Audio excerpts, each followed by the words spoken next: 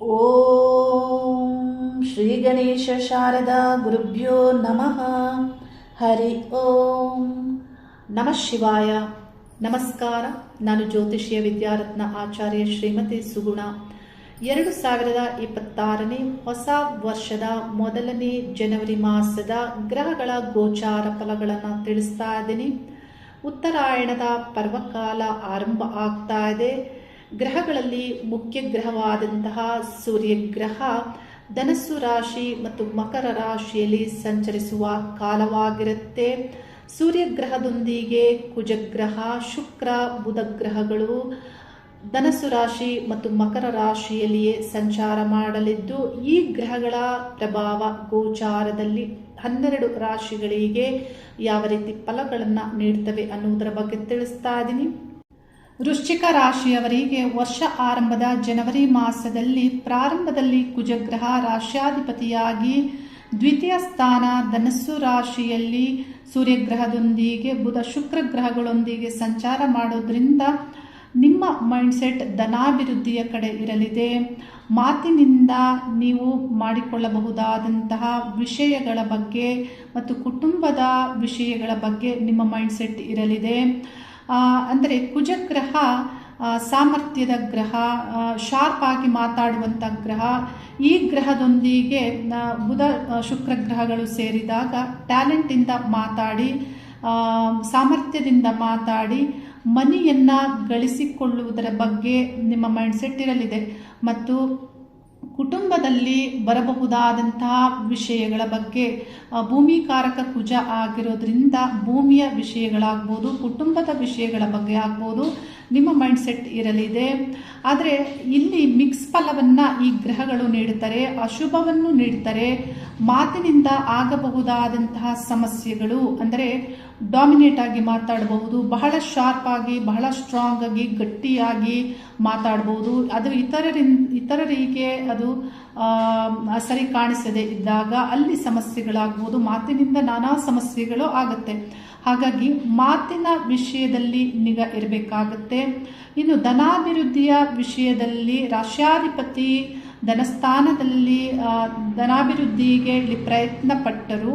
ಆದರೆ ಆ ಸ್ಥಾನಾಧಿಪತಿಯನ್ನು ನಾವು ನೋಡಬೇಕಾಗುತ್ತೆ. ಆ ಸ್ಥಾನಾಧಿಪತಿ ಗುರುಗ್ರಹ ವಕ್ರ ಸಂಚಾರವಾಗಿ ಅಷ್ಟಮ ಸ್ಥಾನದಲ್ಲಿ ವಕ್ರ ಸಂಚಾರ ಆಗ್ತಾ ಇರೋದ್ರಿಂದ ಗುರುವಿನ ಫಲಗಳು ಯಾವ ರೀತಿ ನಿಮಗೆ ಸಿಗಲಿದೆ ಅಂದರೆ ಯಶಸ್ಸಿಗೆ ಇಲ್ಲಿ ತೊಂದರೆಗಳನ್ನು ಈ ಗ್ರಹ ಸೂಚಿಸುತ್ತೆ. ಅಂದರೆ ಅಷ್ಟಮ ಸ್ಥಾನದಲ್ಲಿ ಯಾವ ರೀತಿ ಫಲಗಳನ್ನು ನಿಮಗೆ ಒಳ್ಳೆ ಫಲಗಳನ್ನು ನೀಡ್ತಾರೆ ಗುರು ಅಂದರೆ ರಹಸ್ಯ ಸ್ಥಾನವು ಆಗಿರೋದ್ರಿಂದ ಅಲ್ಲಿ ವಕ್ರ ಸಂಚಾರ ಆಗ್ತಾ ಇರೋದ್ರಿಂದ ಹಿಂದಿನ ವಿಷಯಗಳನ್ನು ಇಲ್ಲಿ ಆರಂಭಿಸುವುದಕ್ಕೆ, ಕಂಪ್ಲೀಟ್ ಮಾಡಿಕೊಳ್ಳುವುದಕ್ಕೆ, ತಿಳಿದುಕೊಳ್ಳುವುದಕ್ಕೆ ಈ ಗ್ರಹ ಫಲ ನೀಡೋದ್ರಿಂದ ಹಿಂದಿನ ವಿಷಯ ಅಂದರೆ ಇಲ್ಲಿ ಒಳ್ಳೆ ರೀತಿ ಆದರೂ ಆಗ್ಬೋದು, ಕೆಟ್ಟ ರೀತಿಯಲ್ಲೂ ಆಗ್ಬೋದು. ಆ ವಿಷಯಗಳು ಒಳ್ಳೆಯದು ಕೆಟ್ಟದು ಇಲ್ಲಿ ಅವರವರ ಕರ್ಮಕ್ಕೆ ಆಧಾರಿತವಾಗಿ ಇರುತ್ತೆ.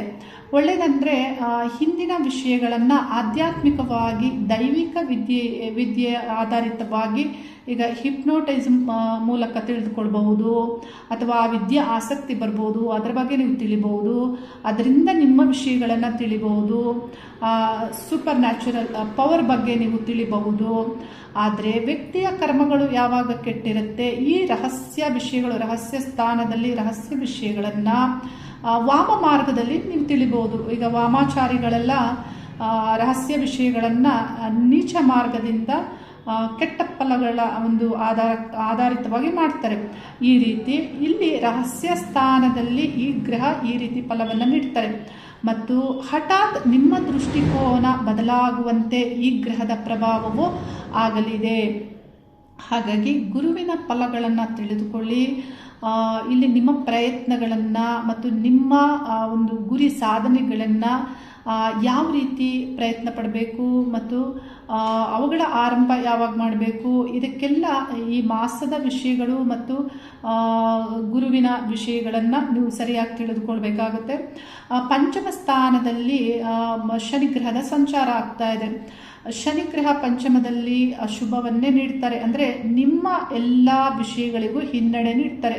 ಅಂದರೆ ವಿದ್ಯಾ ಅಭಿವೃದ್ಧಿ ಆಗ್ಬೋದು. ನೋಡಿ, ಆ ಸ್ಥಾನಾಧಿಪತಿಯು ವಕ್ರ ಸಂಚಾರ ವಿದ್ಯಾರ್ಥಿಗಳಿಗೆ ಮುಖ್ಯವಾಗಿ ಹಿನ್ನಡೆ ಆಗುವಂತೆ ಈ ಗ್ರಹಗಳ ಪ್ರಭಾವ ಇದೆ. ದ್ವಿತೀಯ ಸ್ಥಾನದಲ್ಲಿ ದಶಮಾಧಿಪತಿಯಾದಂತಹ ಸೂರ್ಯಗ್ರಹ ಸಂಚರಿಸೋದ್ರಿಂದ ಉದ್ಯೋಗದಿಂದ ಉದ್ಯೋಗಸ್ಥರಿಗೆ ಧನ ಅಭಿವೃದ್ಧಿ ಆಗುತ್ತೆ.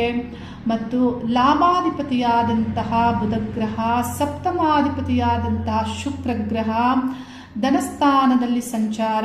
ಈ ಗ್ರಹಗಳು ಅಷ್ಟಮಾಧಿಪತಿ ವ್ಯಯಾಧಿಪತಿಯೂ ಆಗಿರೋದ್ರಿಂದ ಕಷ್ಟದಿಂದ ವ್ಯಾಪಾರ ವ್ಯವಹಾರಸ್ಥರಿಗೆ ಧನಾಭಿವೃದ್ಧಿಯಾಗುವಂತೆ, ಅಂದರೆ ಇಲ್ಲಿ ಲಾಭ ನಷ್ಟ ಸಮವಾಗಿರುವಂತೆ ಈ ಗ್ರಹಗಳು ಫಲವನ್ನು ನೀಡುತ್ತವೆ. ಎರಡನೇ ಸ್ಥಾನದಲ್ಲಿ ಈ ಗ್ರಹಗಳು ದ್ವಿತೀಯ ಸ್ಥಾನದಲ್ಲಿ ಸಂಚರಿಸೋದ್ರಿಂದ ವಾಕ್ಸ್ಥಾನವೂ ಆಗಿರೋದ್ರಿಂದ ಮಾತಿನಲ್ಲಿ ನಿಗಾ ಇರಬೇಕಾಗತ್ತೆ.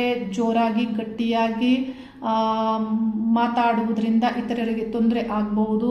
ಮತ್ತು ಆ ಸ್ಥಾನದಲ್ಲಿ ಬಾಯಿಯಲ್ಲಿ ಆಗಬಹುದಾದಂತಹ ಸಮಸ್ಯೆಗಳನ್ನು ಸೂಚಿಸುತ್ತೆ.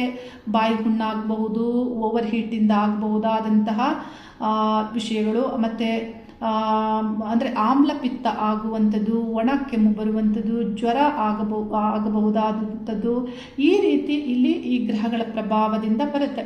ಅಂದರೆ ಈ ಗ್ರಹಗಳ ಸಂಯೋಗ, ಅಗ್ನಿ ಗ್ರಹಗಳ ಸಂಯೋಗದಲ್ಲಿ ಬುಧ ಶುಕ್ರ ಗ್ರಹಗಳು ಇದ್ದಾರೆ. ಈ ಗ್ರಹಗಳು ಈ ಮಾಸದ ಕುಜಗ್ರಹ ರಾಶ್ಯಾಧಿಪತಿಯಾಗಿ 16ನೇ ದಿನಾಂಕ ತೃತೀಯ ಸ್ಥಾನ ಮಕರ ರಾಶಿ ಉಚ್ಚ ರಾಶಿಯನ್ನು ಪ್ರವೇಶ ಮಾಡ್ತಾರೆ. ಬುಧ ಗ್ರಹ 17ನೇ ದಿನಾಂಕ, ಶುಕ್ರ ಗ್ರಹ 13ನೇ ದಿನಾಂಕ, ಸೂರ್ಯಗ್ರಹ 14ನೇ ದಿನಾಂಕ. ಈ ಗ್ರಹಗಳು ತೃತೀಯ ಸ್ಥಾನದಲ್ಲಿ ಸಂಚಾರ ಮಾಡೋದ್ರಿಂದ ತೃತೀಯ ಸ್ಥಾನಕ್ಕೆ ಸಂಬಂಧಪಟ್ಟಂತೆ ಸಹೋದರರ ನಡುವೆ ಘರ್ಷಣೆ ಆಗಬಹುದು, ಮಿತ್ರರೊಂದಿಗೆ ಘರ್ಷಣೆ ಆಗ್ಬೋದು. ಇನ್ನು ಬರಹ ಸ್ಥಾನವು ಇದಾಗಿರೋದ್ರಿಂದ ಮಾಧ್ಯಮ ಕನೆಕ್ಟ್ ಆಗುವಂಥದ್ದು, ಅಂದರೆ ಈ ಒಂದು ಮಾಧ್ಯಮದಲ್ಲಿ ಆಗ್ಬೋದು, ಬರಹಗಾರರಿಗಾಗ್ಬೋದು. ಈ ಗ್ರಹಗಳು ಒಳ್ಳೆ ಫಲವನ್ನೇ ನೀಡ್ತಾರೆ. ಮಾಧ್ಯಮದ ಉದ್ಯೋಗದಲ್ಲಿರುವಂಥ ಆ ಕ್ಷೇತ್ರಗಳಿಗೆ ಒಳ್ಳೆ ಫಲವನ್ನು ನೀಡ್ತಾರೆ. ಆದರೆ ಮಿತ್ರ ಮತ್ತು ಸಹೋದರರಿಗೆ ಈ ಗ್ರಹಗಳು ಇಲ್ಲಿ ಅಷ್ಟು ಶುಭವನ್ನು ನೀಡೋದಿಲ್ಲ, ಸಂಘರ್ಷಗಳಾಗುತ್ತೆ. ದ್ವಿತೀಯ ಸ್ಥಾನದಲ್ಲಿ ಸಂಚರಿಸುವಾಗ ಕುಜಗ್ರಹ ಪಂಚಮವನ್ನು ವೀಕ್ಷಿಸ್ತಾರೆ. ಪ್ರೀತಿ ಪ್ರೇಮದ ವಿಷಯದಲ್ಲಿಯೂ ಕಲಹಗಳಾಗುವಂತೆಯೂ ಈ ಗ್ರಹದ ಪ್ರಭಾವ ಇದೆ. ಇವುಗಳನ್ನು ಸರಿಯಾಗಿ ನೀವು ತಿಳಿದುಕೊಂಡು ರಿಲೇಷನ್ಶಿಪ್ಪಲ್ಲಿ ನೀವು ಹೇಗಿರಬೇಕು ನೋಡಿ. ಸಪ್ತಮಾಧಿಪತಿ ಶುಕ್ರ ಗ್ರಹ ದ್ವಿತೀಯ ಸ್ಥಾನದಲ್ಲಿ ಸಂಚರಿಸುವಾಗ ಒಳ್ಳೆ ಫಲವನ್ನೇ ನೀಡಬೇಕು. ಆದರೆ ಈ ಈಗೋ ಗ್ರಹಗಳು, ಅಹಂ ಗ್ರಹಗಳ ಒಂದು ಕಂಜಕ್ಷನಲ್ಲಿ, ಸಂಯೋಗದಲ್ಲಿ ಈ ಗ್ರಹ ಸಂಚರಿಸುವಾಗ ಪತ್ನಿಯೊಂದಿಗೂ ಭಿನ್ನಾಭಿಪ್ರಾಯಗಳು ಬರುತ್ತೆ, ಕುಟುಂಬದೊಳಗೂ ಭಿನ್ನಾಭಿಪ್ರಾಯಗಳು ಬರುತ್ತೆ, ಮಾತಿನ ಒಂದು ವಾಗ್ವಾದಗಳು ನಡೆಯುವಂತೆ, ಮಾತಿನಿಂದ ಬರಬಹುದಾದ ಸಮಸ್ಯೆಗಳನ್ನೇ ಈ ಗ್ರಹಗಳು ಸೂಚಿಸ್ತವೆ.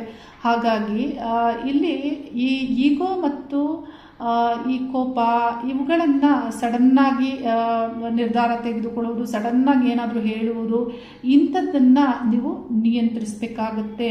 ದ್ವಿತೀಯ ಸ್ಥಾನ ಆಭರಣ ಸ್ಥಾನವು ಆಗಿರೋದ್ರಿಂದ ಶೇರ್ ಮತ್ತು ಬಾಂಡ್ ಇವುಗಳನ್ನು ಸೂಚಿಸುವಂತಹ ಸ್ಥಾನವೂ ಆಗಿರೋದ್ರಿಂದ ಶೇರ್ ವ್ಯವಹಾರಕ್ಕೆ ಪಂಚಮದಲ್ಲಿ ಶನಿ ಸಂಚಾರದ ಎಫೆಕ್ಟಿಂದಾಗಿ ಇಲ್ಲಿ ಶೇರ್ ಇನ್ವೆಸ್ಟ್ಮೆಂಟ್ಗೆ ಅಶುಭ ಫಲವನ್ನೇ ಈ ಗ್ರಹಗಳು ನೀಡ್ತಾರೆ. ಮತ್ತು ದ್ವಿತೀಯ ಸ್ಥಾನ ಆಭರಣ ಸ್ಥಾನ ಆಗಿರೋದ್ರಿಂದ ಆ ಸ್ಥಾನಾಧಿಪತಿ ವಕ್ರ ಆಗಿರೋದ್ರಿಂದ ಆಭರಣಗಳ ನಷ್ಟವೂ ಆಗ್ಬೋದು. ಬಾಂಡ್ ಪೇಪರ್ ಈ ಥರ ಏನಾದರೂ ಇದ್ದರೆ ಅವುಗಳ ಒಂದು ಸಮಸ್ಯೆಯು ನಿಮಗೇನಾದರೂ ಆಗಬಹುದು.